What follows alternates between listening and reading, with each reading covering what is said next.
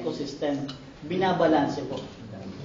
Pumapatay ng daga, pumapatay ng maliliit na elemento. Pero pag namatay, unless gawin mong siopaw, di ba? Wala. Ang pusa ay walang silbi pag namatay.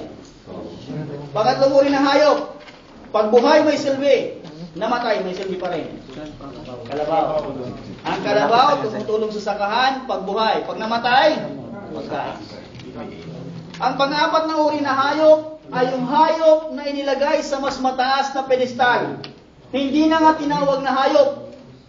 Binigyan ng pagkakataon dahil meron siyang tamang pag-iisip at tamang damdamin. Binigyan siya ng karampatang buhay. Binigyan ng maraming oportunidad para ayusin ang kanyang pamumuhay.